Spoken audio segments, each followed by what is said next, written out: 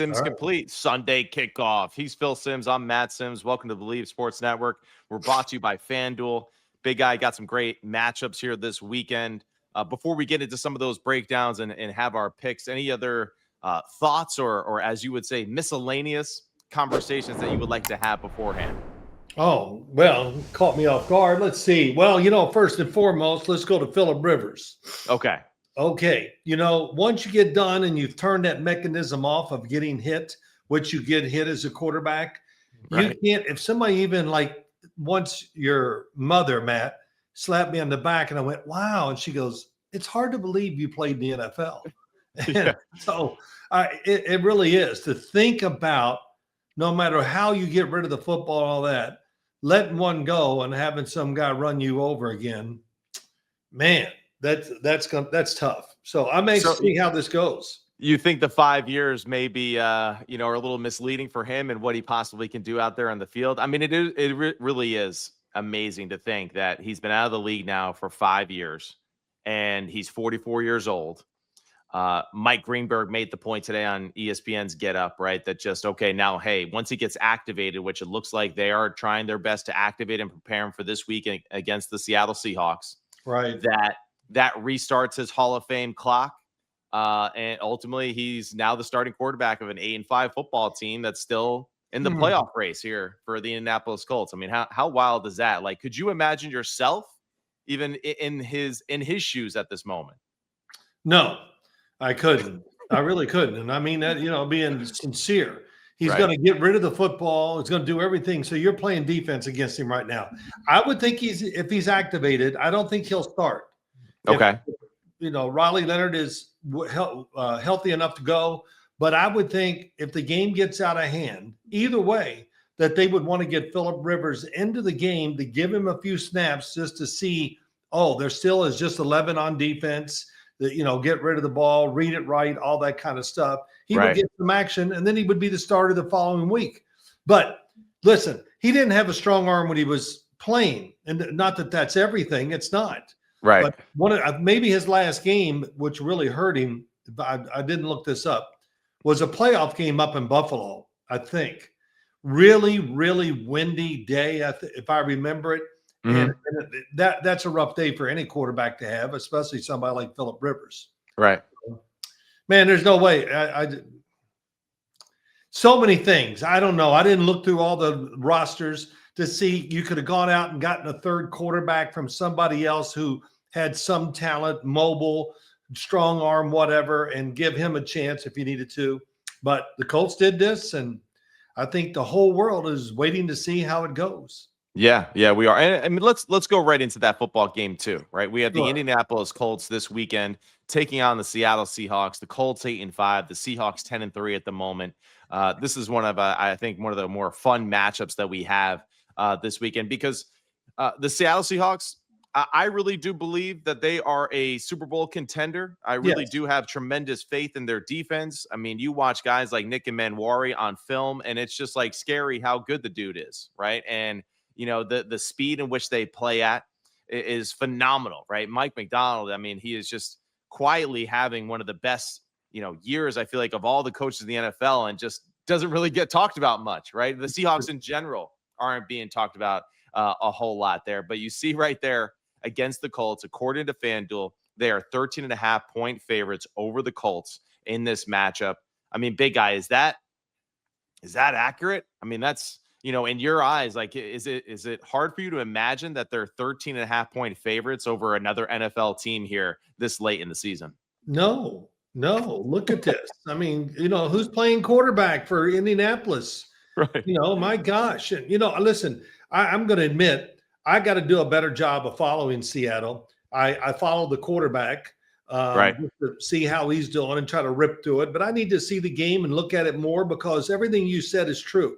This is a Super Bowl caliber football team, and they're in Seattle, so we don't talk about them. I think that's one of the biggest reasons. I mean, if they had that superstar maybe they do have a superstar in Jackson Smith-Njigba.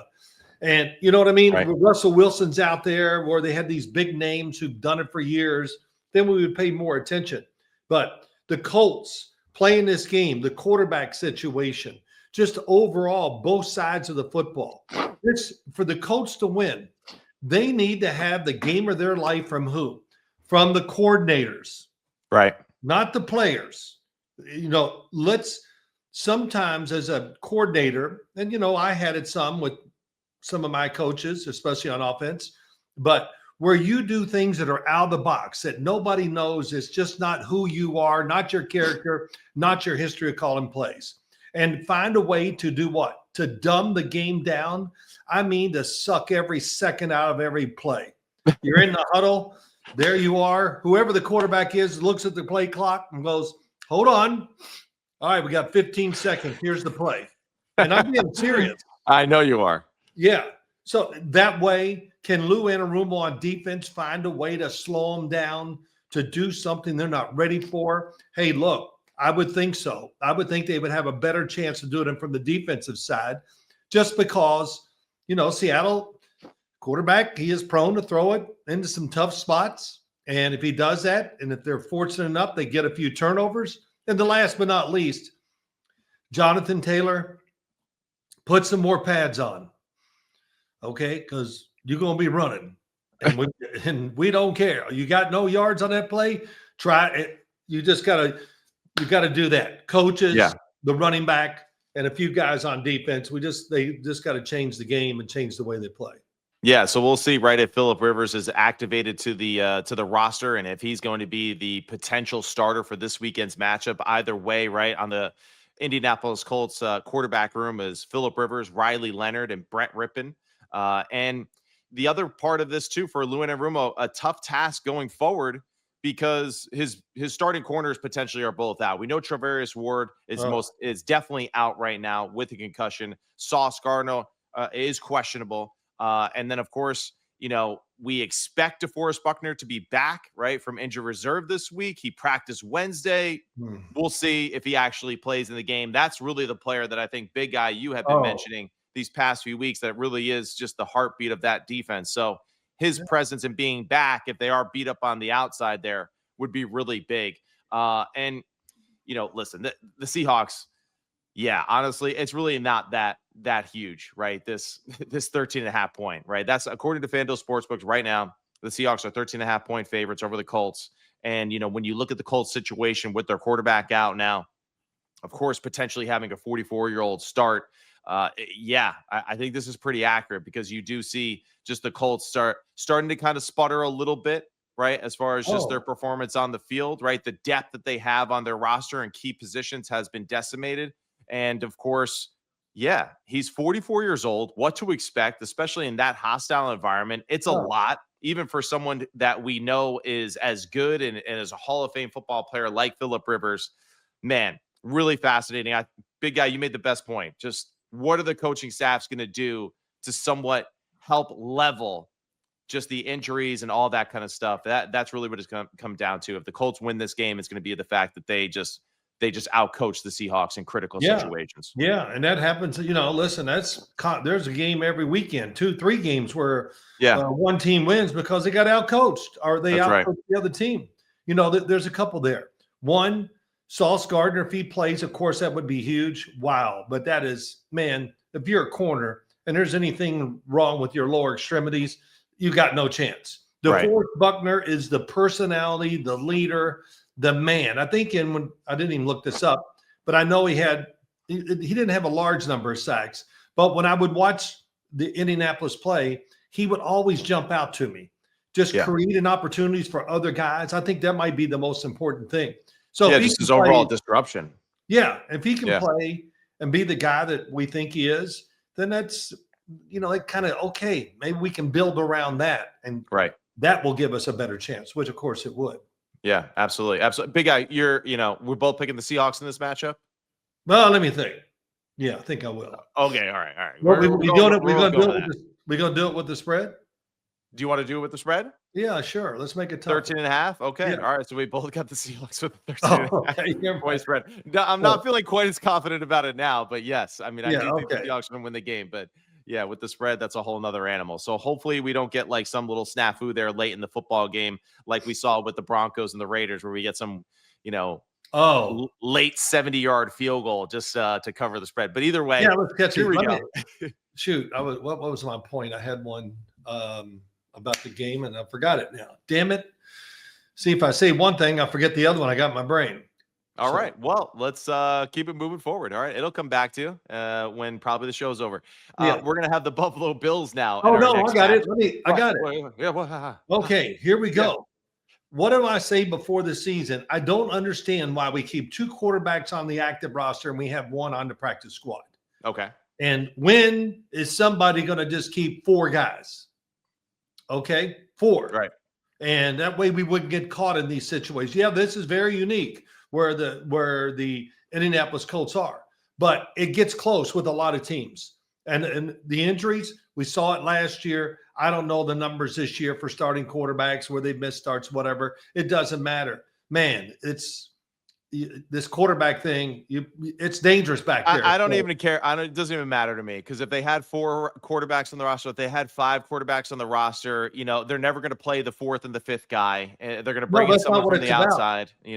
The 4th guy is there or whatever to back up the 3rd guy if they get a couple nicks. Well, yeah, I mean, I understand the concept of the 4th guy being following the 3rd guy. I'm just saying that like most franchises, by the time they get to that, they don't actually trust that guy in 3 and 4, and they're going to bring in a veteran or someone else. And that's why, we find the Colts in this situation. The Colts don't want to play Brett Rippon, and that's where it's kind of like, it's interesting because it's like, all right, then why is he on the team? If you're going to bring in a 44-year-old who has just got done coaching high school football a few weeks ago, it's like the same thing with Teddy Bridgewater, 2 years ago with the Detroit Lions. It's like you have Hendon Hooker, right? Why are you bringing this guy off the streets? So, the truth is that they fill up these roster spots, and then you realize too that like I'm not really sure, what the strategy is behind the roster construction in certain situations, especially with the quarterback when we get to this. So okay, I just okay. Yeah, that's good. That's good. Didn't like it, huh? Didn't like it. Yeah, no, I don't think you quite grasp what I was trying to get to, but I'm sure the Colts. Well, whatever. This one guy and all that. I just think you should be more prepared sometimes. In these situations, but it happened fast for them. Daniel Jones and Riley, all these nicks just happened. Boom, not much they could do about it. So they're doing so. It's a desperate move, I think, by Indianapolis. I understand that, and if it doesn't work, then a lot of people are in trouble down in Indianapolis. So let's go down to the Buffalo Bills taking on the New England Patriots in this matchup. This is Buffalo Bills 9-4, New England Patriots 11-2. It just seems like every week that goes by, and this is a discussion that you and I had the other day, actually, right off air. You asked me some of my favorite teams in the NFL or teams that I expect to potentially compete for a Super Bowl. I said the New England Patriots as one of the top teams, right, in that discussion, and including the Seattle Seahawks as well in that discussion. Right. But your overall concerns are just that, like, it's so new. You think that maybe that it could be something that is a little detrimental to them as far as just making a long playoff run because of how the difference in playoff football is. So kind of go a little bit deeper into just kind of why you feel that way about the Patriots and maybe why you have maybe a little bit more faith in a team like the Bills with their experience in the playoffs going forward. Boy, it's a good question, man. It's going to be hard to answer. I would say this about the Patriots. Yeah, it is new. The coach and the new head coach. We got a new coordinator. We got a new offensive coordinator. We got basically a new quarterback too. Yeah. Because Josh McDaniel, again, we've talked about this. He comes in. He's quarterback, man. When he focuses just on that, he's been really good everywhere he has gone and coached. If he's a head coach, that's a distraction to what he really can do for the football team sometimes. I can see the connection between him and Drake Maye. It's real. It looks like to me, Matt, every damn game they go out there, it's the same offensive game plan. And they just repeat these plays and they repeat them and they do them well. It's run up the middle. I've never seen anything like it. I think I said this to you last week. Right. I formation, hand it off, and let's just smash it in there like a car wreck. We get 3. That's all we need. It's just to keep everybody aggressive, to keep the defense a little on guard. And, of course, with Drake Maye, the downfield throwing, the accuracy that he shows, he makes it look so easy. It's ridiculous. Right. And I'll go back to a little bit as I was thinking about this game. when they were up in Buffalo, I think they beat them, of course. New England won, but there was a little luck involved and the breaks fell their way. Buffalo at times I thought, man, they're just outclassing New England. That was early in the game. But they hung in there and got it done. And, I think Buffalo can beat them in New England. I think that when I watch Buffalo, don't, this, that, and everything. Get Josh Allen into the game quick.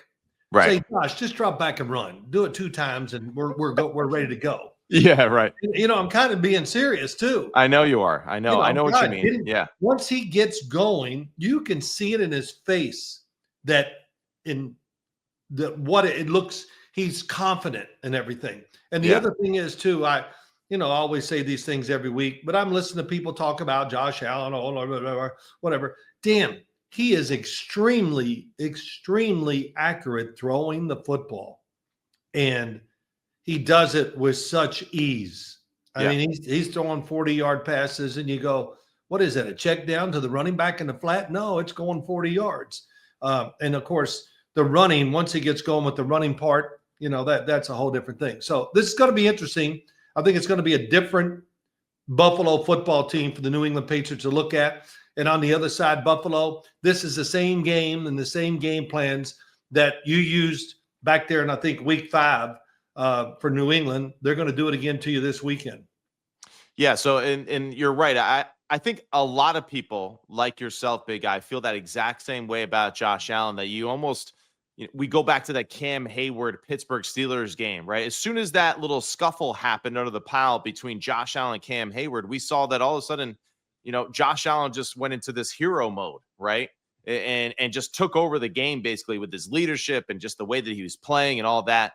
And it was awesome, right? And I think a lot of people feel that exact same way about Josh Allen. He really just is kind of one of those guys where, he needs to get hit. And as soon as he gets hit, well, he's in it, and he's ready to go. I agree. And the key really, I think, for them offensively is the Patriots are a really good run defense, right? They only give up about 90 yards per game on the ground. So how effective is the James Cook running in this football game? If he can run the football effectively, I think that's a huge thing for the Buffalo Bills as far as just controlling the tempo of the game, potentially limiting possessions that Drake Maye has on the offensive side. And of course, like we discussed last week, Dalton Kincaid, Dawson Knox, them being in the lineup along with James Cook and Josh Allen. That's the 4, right? That's the cornerstone of just what they do offensively. And if those guys are out there and ready to go, then I think the Buffalo Bills have a tremendous opportunity. The good thing too is that it looks like Spencer Brown and both Joey Bosa have a possibility of playing this weekend. So if they're out there, that's a huge thing for the Buffalo Bills as well, for just pass rush and just protection-wise and run game, because Spencer Brown is just an old-school tough dude, which, you got to love when you watch him play, because he is just one of those old-school offensive linemen. And just to remind myself, too, in this one, I want to say it was 1.5-point favorites. I kind of overlooked it there when we had it on the screen earlier, but I believe the New England Patriots are 1.5-point favorites in this matchup, according to FanDuel Sportsbook for this game.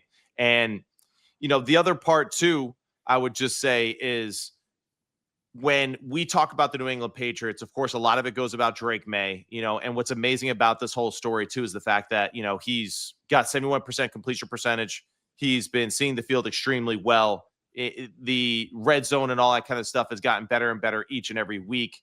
And we get to see, of course, just like Stephon Diggs taking on his former team. So the whole division thing and all that, I think, is pretty exciting. Big Guy, what are your – yes, and the Bills, are 1.5-point favorites. I had to flip on that one. So the Bills are 1.5-point favorites over the New England Patriots here, according to FanDuel Sportsbook.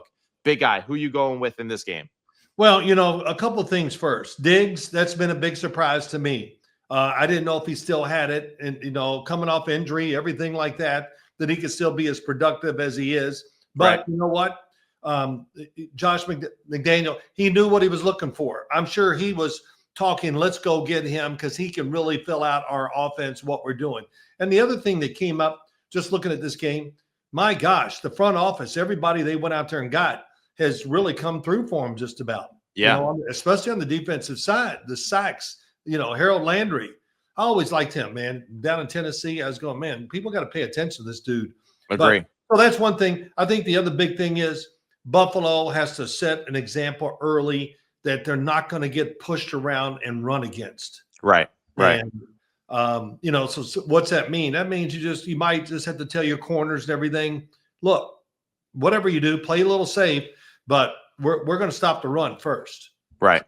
Those things, and I think you hit it right with the tight ends. That's real. And it's going to be a fun game.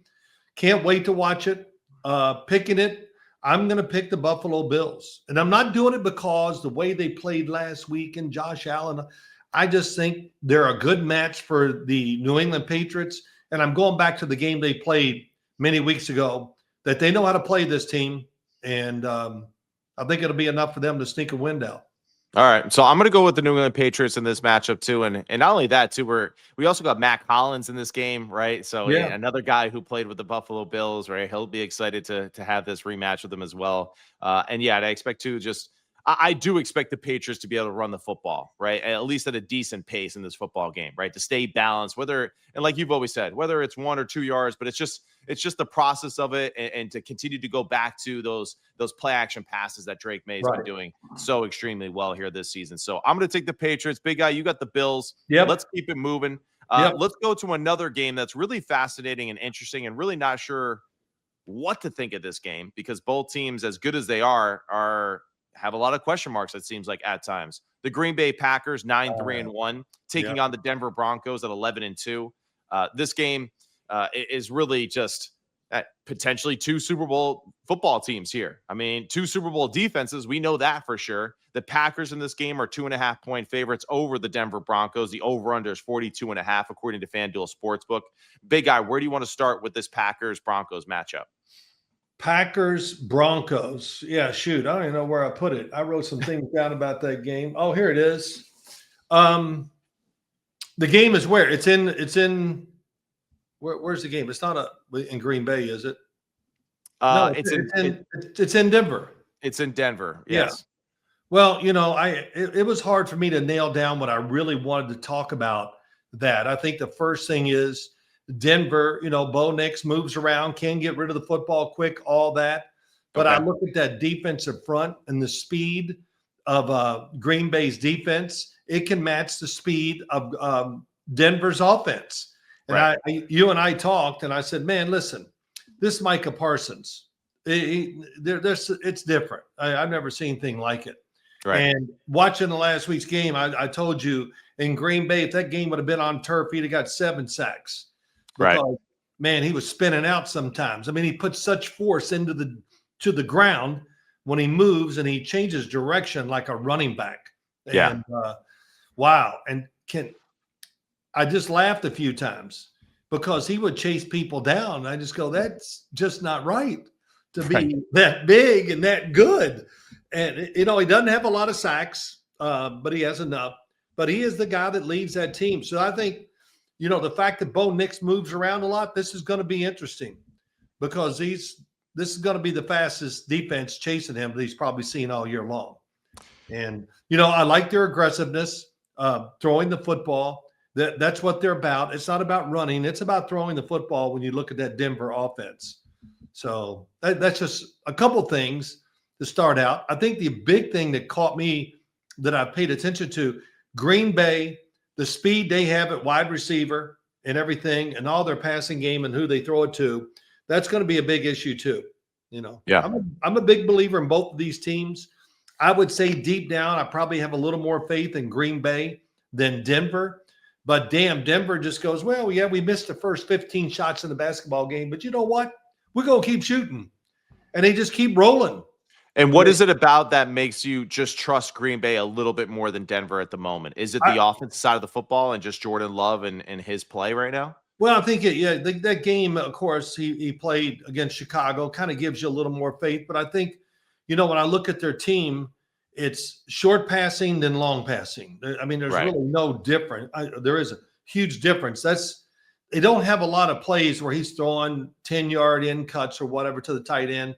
It's really short, get rid of the ball, and then let's hammer it. Let's throw it 40 and 50 yards. Right. So that's the one that I think their offensive line can hang in there against Denver's defensive front.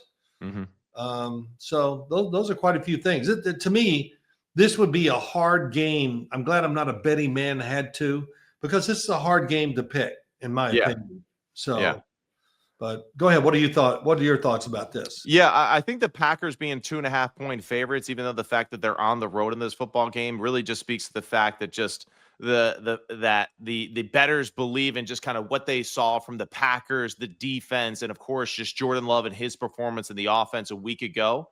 And I think it is a little bit of the safer bet, because when the Packers are on offensively, they are super dangerous. And we saw too, Christian Watson, I think, is one of those guys right now that if he can stack together a few games here and they get really hot going into playoffs, he really is going to start to get into that other category of receivers across, the NFL, right? And being really considered like one of the top 10 guys in the league, because he is explosive, because he can take a slant to the house at any moment. He is a problem when one matchups down the field. And, when you have a possession guy that could take it to the house, and when you have a guy that could just run the straight out go or post over the top, that's when I feel like you're just that dude. The only thing that I would say is that, man, this is a whole different animal with the Denver Broncos defense. With their front, like you're saying, the linebacker crew, this to me is a heavy Josh Jacobs game for the Green Bay Packers. There you go. Because I really do believe that the secondary for the Denver Broncos will be able to match up more consistently. They're not going to run as much cover zero as the Chicago Bears did. They're going to play a little bit more man-to-man. They're going to press them at the line of scrimmage. They're going to make them release and work for it. So it's going to be a lot of 50-50 opportunities. So for Green Bay, if we're in that meeting room, hey, give them an opportunity. Let's play for the pass interference ball, worst case scenario on some of these shots, so we can at least flip the field in a positive way, and then just keep pounding the rock with Josh Jacobs. On the other side of it, I agree with the big guy. Like Denver, very similar, right? When they're hot offensively, it's dangerous. But I really just have a hard time believing that they're going to be able to just march the football up and down the field against this Green Bay Packers defense. It's really hard for me to imagine that, because I think at this moment, you're right. Like Michael Parsons absolutely can disrupt the game at any given moment. I think more so for Green Bay, I kind of look at the secondary as well, right? I just feel like, the secondary, Xavier McKinney, of course, right? McDuffie, Nixon, the way that those guys are playing, the overall speed that they have on the field is a lot. And as much as I do love the Denver Broncos defense in this matchup, I think I am going to pick as well the Green Bay Packers, for this game, because I do think that their offense may have a few more opportunities to get some explosive plays through the air. Right. So it really will come down to just which team can protect their quarterback a little bit better in critical moments. Right. And which team can build off of that running game. I believe the Green Bay Packers have a better opportunity to do that. Well, I think we got two quarterbacks that if pressure is applied to them, they are good enough athletes to get out of the way if they have to. I was kind of surprised. I'm not a big numbers guy, but when I look at Jordan Love, 22 touchdowns, 4 interceptions, he's the quarterback. He has to see it, believe it before he lets it go. Right. He's not a guy anticipating, he's getting ready to come out of his cut, I'm going to throw. He's not that guy. And especially, going across the field, I see he sees it. And then usually, the long passes, he has great touch. But some of those in between, man, he lets it go. Yeah. So that's one thing. And you're right about Josh Jacobs. He running the ball, pounding it in there and all that. The offensive line for Green Bay, I like it. And that'll be a good test for Denver's defense up front. It is in Denver. Green Bay played an emotional game last week. I thought it was tough and all that. Right. And that's why I'm going to, the Denver Broncos probably will look really average for the first quarter, maybe 2.5 quarters, but it doesn't bother them. Right. Who am I? Look, I'm Sean Payton. Look at that thing. Which play? Yeah. Dang. It's like, nothing bothers him. He's going to keep calling the game aggressively. And I think Green Bay overall is the better team. If they played 10 games, they would have been maybe 6 to Denver's 4. Okay. But this time, I'm going to take Denver. It's going to be a great coaching matchup, right? As far as just, you're like you mentioned, it's Sean Payton versus Jeff Hafley. Yeah. Both guys really just do a great job of just mixing up what they do each and every week. Vance Joseph for Matt LaFleur or LaFleur, depending on who you speak to. And that's going to be a great matchup too. So this is going to be a really fun coached game as far as just what game plan just gives the team the edge. And really ultimately, right, with most games, but really maybe more so with this one, just which quarterback makes the big time mistake in a critical moment, right, could be the difference in this football game because of how talented both of these teams are and how good the defenses are. Let's switch it up now, big guy. So let's go quickly to these next two games that we have. Let's go to the Lions-Rams football games. The Detroit Lions at 8-5 this year, going to LA to take on the Los Angeles Rams, who are 10-3.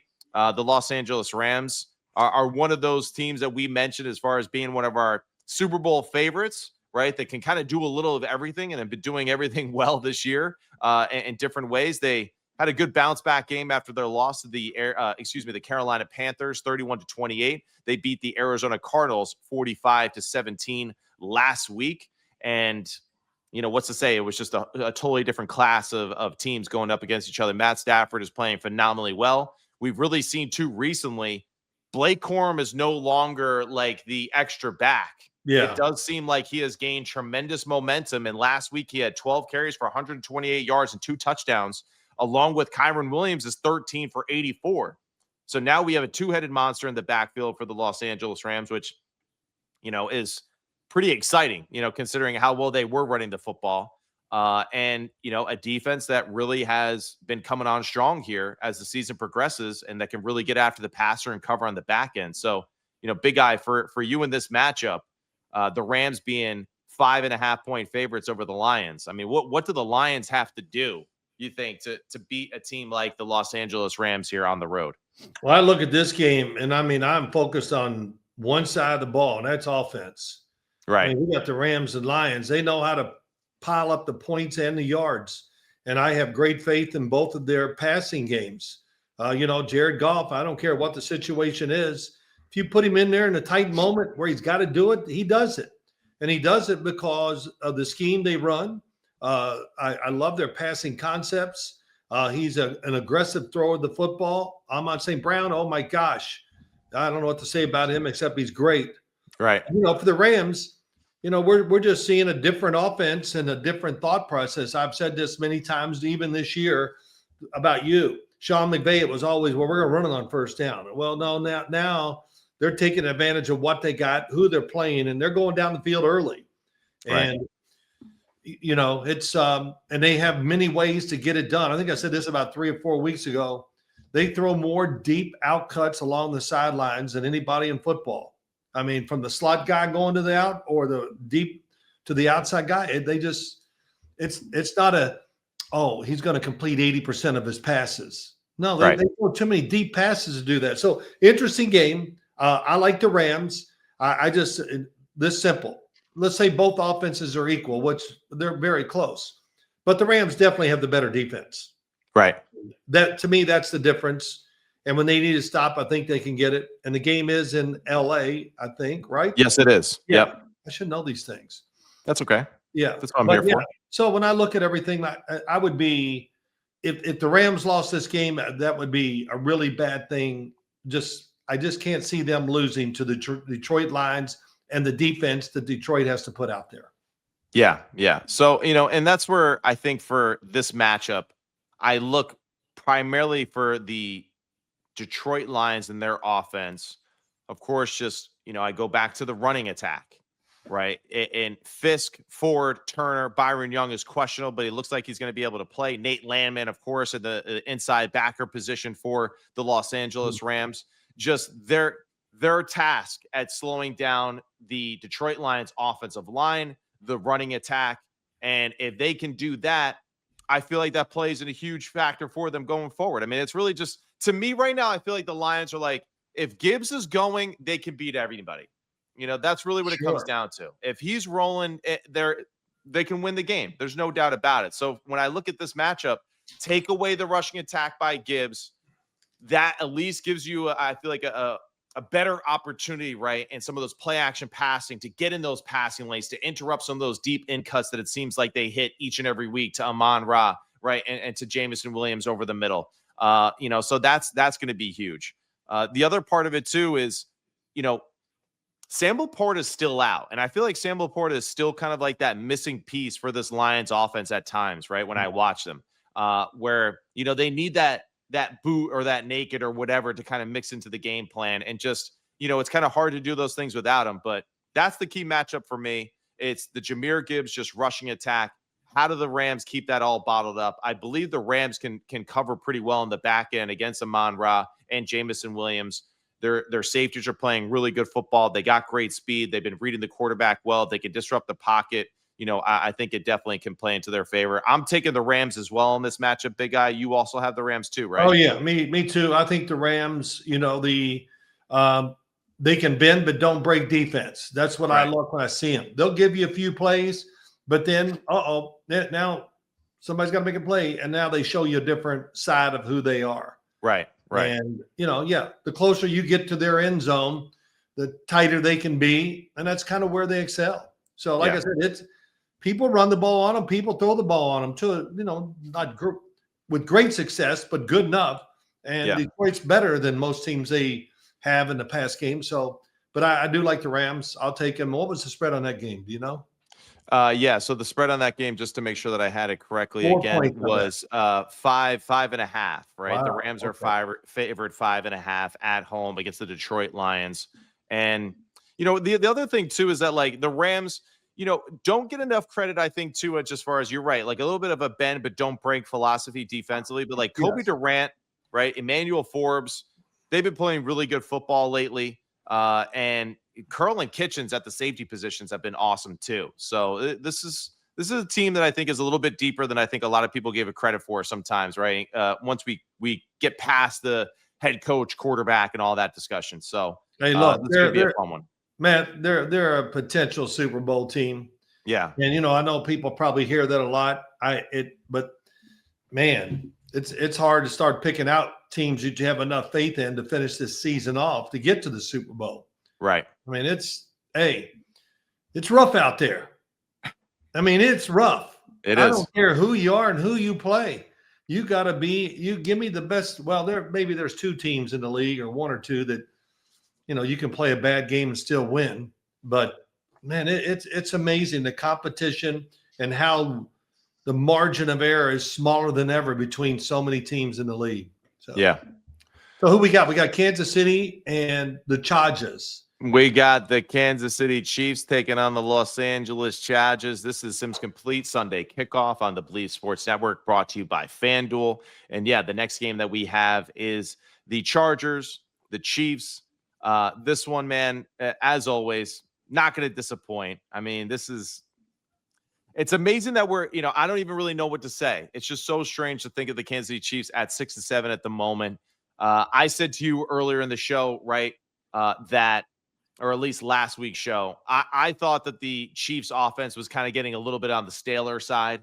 And, I just feel like they're not quite as creative as we've seen in past years, right? Or at least just not tricking opponents in key situations, and just a little off here and there. And you've mentioned some reasons why that is, but I look at the Chargers, the way that they played a week ago, and just how fast their defense looked on the field and how physical their defense looked all over the place. I mean, even guys too, like Tierra Tart, right, in the interior part on the defensive line, just game wrecker, just destroying everything. Henley, of course, in the middle linebacker position. It's just like they're loaded, and the way that they play defensively with Jesse Minter, I just feel like they are a very tough matchup for anybody in the league right now. And it's hard for me to think that the Kansas City Chiefs are going to be able to just move the football on them, right, to win this game. So to me, it's all about just like, what do the Chiefs do offensively to just kind of out physical the Los Angeles Chargers defense right now that I think is playing as well as anybody? Yeah, I would say this. I don't know if I believe in either offensive line to win the physical battle in the game. Yeah. That would be first and foremost. My God. That's right. Yeah. Too, And if you really watch the game close, Houston was probably an exception because they got there probably a little quicker than most teams, or more times than what Kansas City's offense is used to seeing. Right. And you know, I look at the Chargers, a lot of zone defense, things like that, even though they're very talented. But when you're playing zone defenses, it's easier to get completion sometimes. Okay. And I guess I go back to what I've said many times. A couple years ago, we got into this discussion. Patrick Mahomes, play action fake, read the play, and throw the ball.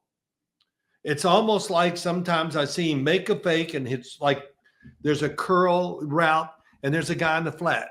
Pick one, throw either one. One's going to be open. He's covered. He's open. But no, doesn't like it. Let's turn to something else. It's almost predetermined that he's going to get off the first read and move. Right.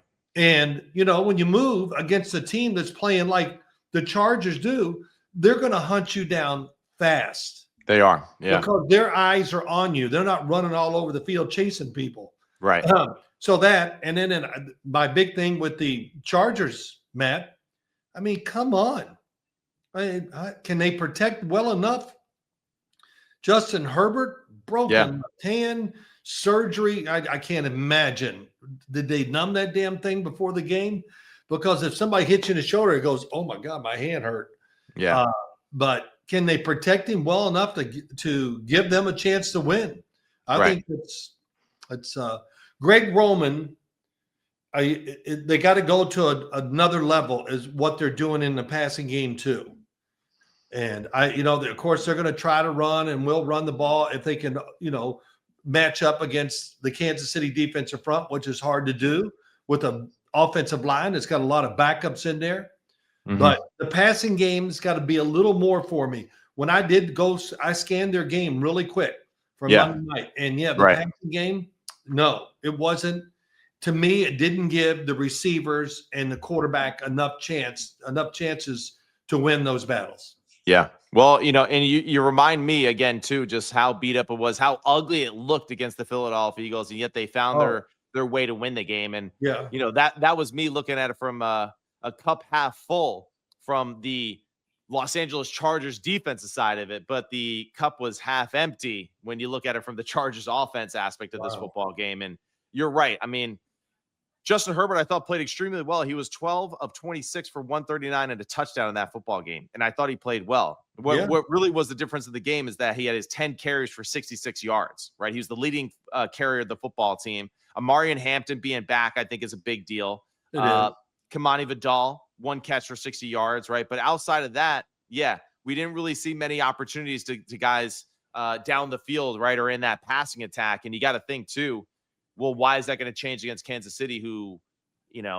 does a great job in those situations defensively of covering in one-on-one situations and making big-time plays? And not only that, too, if we see the Kansas City Chiefs defense that we saw in the second half, look out. You could just see that, like you said, Chris Jones, Karlaftis, they had their hair on fire. They were all over it against the banged-up offensive line for the Chargers. You got to think that that's going to be kind of dangerous.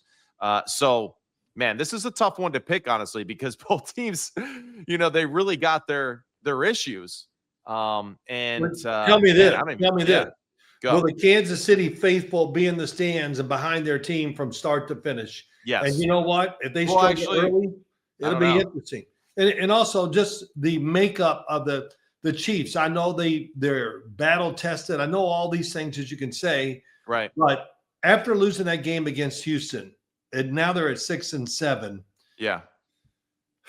Man, it's a lot of long journeys they've had. I mean, you know what I mean? It's can they find the energy again? Once again, this is it. This is it. Well, they've been playing this is it for like 4 weeks. Right. Yeah. And it isn't happening in those, so this is going to be really interesting.